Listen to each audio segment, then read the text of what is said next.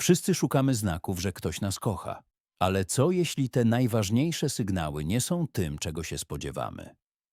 Carl Jung uczył, że najgłębsze dowody miłości nie kryją się w kwiatach i wielkich słowach, ale w subtelnych, ukrytych dynamikach, które zachodzą między dwiema duszami. Dziś poznamy 5 takich ukrytych znaków, które pokazują, że łączy was coś znacznie głębszego niż zwykłe zauroczenie. I upewnijcie się, że zostaniecie do końca, ponieważ ostatni, 5. znak jest być może tym najbardziej fundamentalnym, bo bez niego pozostałe 4 nie mogą w pełni zaistnieć. Pierwszy ukryty znak to rezonans z cieniem.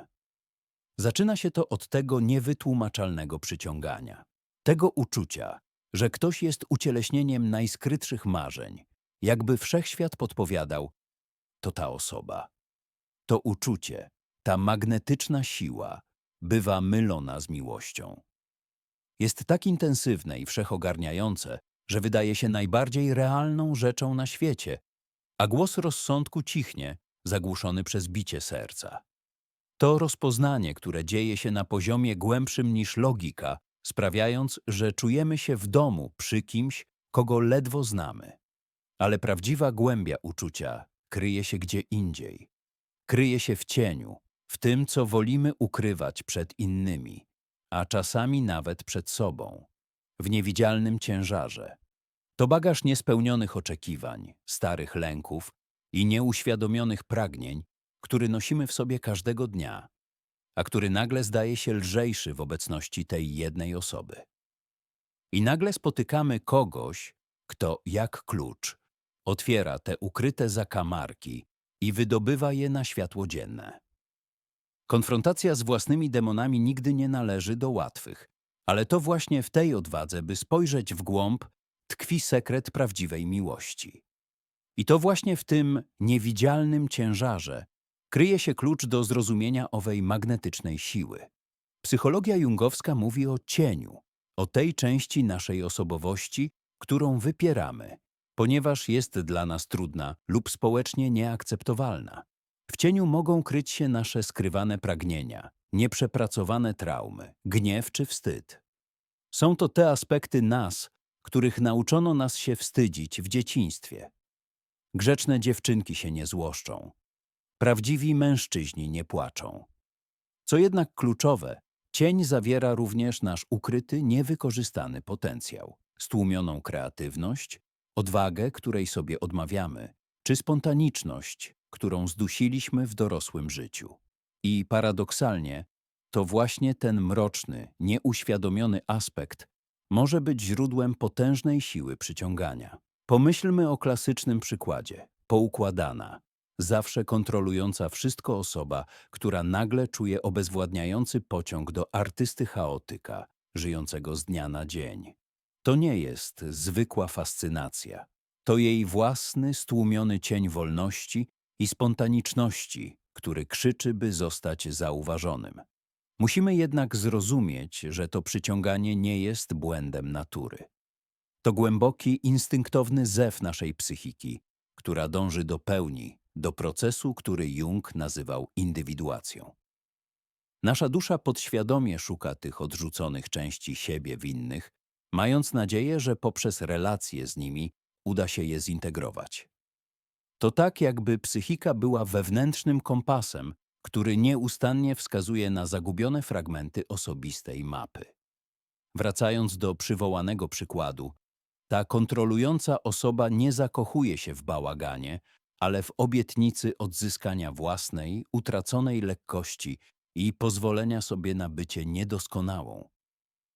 Relacja staje się wtedy nieświadomą areną, na której próbujemy odzyskać utracone fragmenty własnej tożsamości.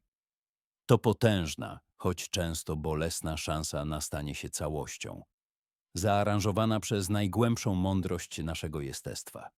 To potężne przyciąganie prowadzi nas prosto do drugiego, niezwykle ważnego znaku – przetrwania upadku projekcji. To psychologiczny mechanizm, poprzez który nieświadomie przypisujemy komuś cechy, które tak naprawdę należą do nas. Carl Jung mówił o archetypach, o animie i animusie. naszym wewnętrznym, nieświadomym obrazie idealnego partnera. Wyobraźmy sobie wrażliwego, nieśmiałego mężczyznę, który spotyka energiczną, pewną siebie kobietę i natychmiast widzi w niej swoją bohaterkę, muzę, która go ocali przed nim samym. Nie widzi jej prawdziwej, ze zmęczeniem i wątpliwościami. Widzi jedynie ekran dla własnych pragnień. To iluzja. Projekcja może też przybierać inne, mroczniejsze formy. Ktoś, kto sam nosi w sobie głęboki lęk przed zdradą, może stać się chorobliwie zazdrosny, doszukując się dowodów niewierności w każdym spóźnieniu czy wiadomości. W rzeczywistości nie reaguje na partnera, ale na własne demony i nieprzepracowane rany z przeszłości. W efekcie komunikacja staje się polem minowym, a osoba, na którą projektujemy, czuje się jak w krzywym zwierciadle. Niewidziana, niesłyszana i chronicznie samotna, nawet będąc w związku. Nadejść musi jednak moment bolesnego przebudzenia. To chwila, gdy idealizowany obraz pęka pod ciężarem rzeczywistości.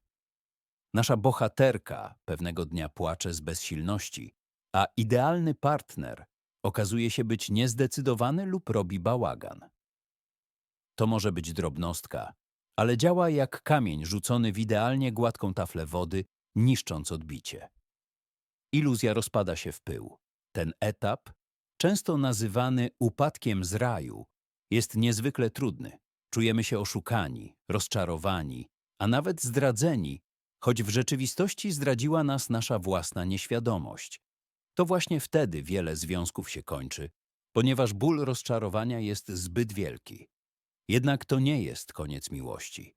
To potencjalny początek prawdziwej miłości, ponieważ dopiero gdy zniknie oślepiający blask projekcji, mamy szansę zobaczyć drugiego człowieka. Realną, niedoskonałą, ale autentyczną osobę. I to właśnie przetrwanie tego etapu jest drugim, potężnym znakiem głębokiego połączenia. Gdy to się stanie, gdy wybierzecie prawdę, w waszej relacji pojawia się nowa, czysta przestrzeń. I właśnie w tej przestrzeni zaczyna manifestować się trzeci, najbardziej tajemniczy znak – doświadczanie synchroniczności. Kiedy projekcja opada, stajemy przed fundamentalnym wyborem – uciec i szukać kolejnego ideału, czy zmierzyć się z prawdą. Gdy wybieramy prawdę, w związku pojawia się przestrzeń na coś znacznie głębszego. Oczyszczamy pole z naszych wewnętrznych zakłóceń, z hałasu naszych lęków i oczekiwań. To tak, jakbyśmy przez lata słuchali radia pełnego szumów, a teraz nagle odnaleźli czystą częstotliwość. W tej nowo odzyskanej ciszy zaczynamy dostrzegać subtelne sygnały, które wskazują na prawdziwe, autentyczne połączenie. Wtedy właśnie, gdy relacja staje się świadoma, zaczynamy doświadczać zjawiska, które Jung nazwał synchronicznością. Synchroniczność to coś więcej niż przypadkowe spotkania. To głębokie poczucie rezonansu, to te znaczące zdarzenia, które wydają się przypadkiem, ale niosą ze sobą poczucie głębokiego, osobistego znaczenia. Jung uważał, że synchroniczność to zbieżność dwóch lub więcej pozornie niezwiązanych ze sobą zdarzeń, które mają jednak wspólne znaczenie. Odróżniał to od zwykłego przypadku, mówiąc o zasadzie łączącej, która działa poza przyczynowością. To nie jest prosta relacja przyczyny i skutku, ale raczej moment, w którym nasz wewnętrzny świat i świat zewnętrzny na chwilę stają się swoim lustrzanym odbiciem. Innymi słowy, synchroniczność wskazuje na istnienie ukrytego porządku i głębszej więzi między naszym stanem psychicznym a rzeczywistością. Możemy wyróżnić kilka rodzajów tej niezwykłej harmonii. Jest synchroniczność okoliczności. Na przykład oboje odkrywacie, że jako dzieci spędzaliście wakacje w tej samej małej miejscowości, nie wiedząc o swoim istnieniu. Istnieje też synchroniczność emocjonalna. Czujesz nagły, niewytłumaczalny smutek w pracy, by wieczorem dowiedzieć się, że twój partner miał w tym czasie bardzo trudną rozmowę z szefem. To niewerbalne połączenie, które przekracza fizyczną odległość i logiczne wyjaśnienia. I wreszcie synchroniczność myślowa. Sięgasz po telefon, by do niego zadzwonić, a on dzwoni w tej samej sekundzie.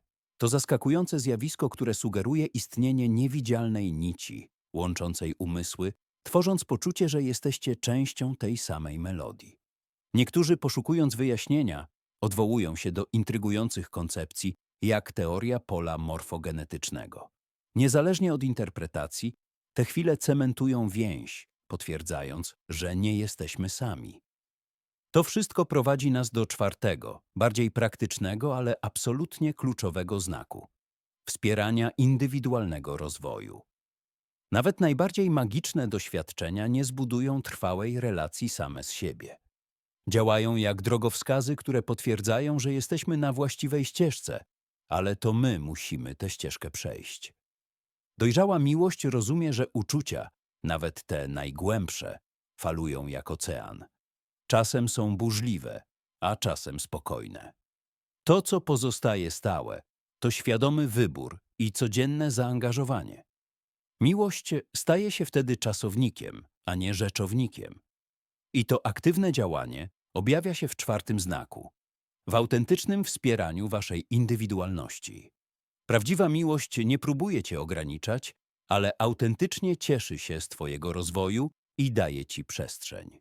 Prawdziwa miłość wymaga pielęgnowania indywidualności. Paradoksalnie, im bardziej dbamy o własny rozwój, tym więcej mamy do zaoferowania. Znalezienie zdrowej równowagi między my a ja jest kluczem. To może oznaczać, że jeden partner z entuzjazmem wspiera drugiego w cotygodniowych zajęciach jogi, nawet jeśli sam jej nie cierpi, bo wie, że to jest jego czas i jego pasja. Chodzi o radość z rozwoju drugiej osoby, a nie o próbę wtopienia jej w siebie.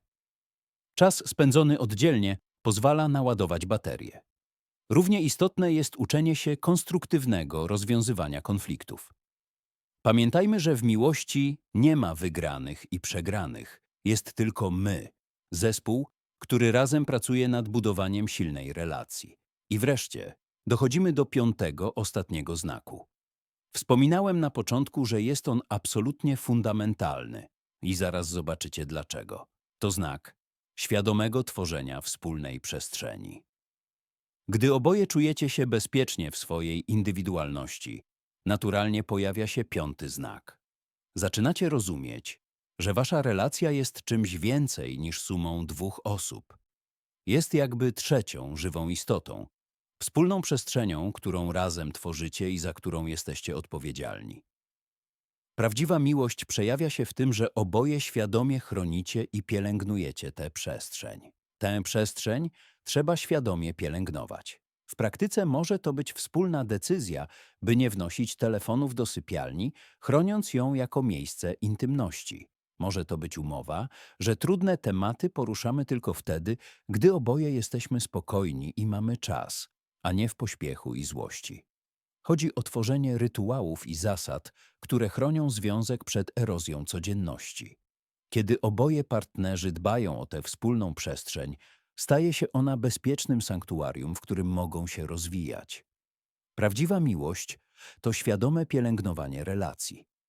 Wymaga to regularnego podlewania czułością. W praktyce oznacza to świadome wybieranie empatii. Kiedy partner wraca zmęczony i jest opryskliwy, zamiast odpowiadać atakiem, można powiedzieć: widzę, że miałeś ciężki dzień. Chcesz o tym porozmawiać? To umiejętność patrzenia poza zachowanie i dostrzegania potrzeby, która się za nim kryje. Równie ważne jest wyrażanie wdzięczności za drobiazgi, za zrobienie herbaty, za pamiętanie o ważnej dla nas dacie. To właśnie te codzienne akty dobroci budują fundament niezachwianego zaufania i poczucia, że jesteśmy doceniani. Prawdziwa miłość nie jest łatwa. Wymaga odwagi, by być autentycznym, by pokazać swój cień. To proces, który wymaga ciągłej pracy i zaangażowania. Nie jest to stan, który się osiąga raz na zawsze, ale dynamiczna praktyka, podobna do medytacji czy dbania o kondycję fizyczną.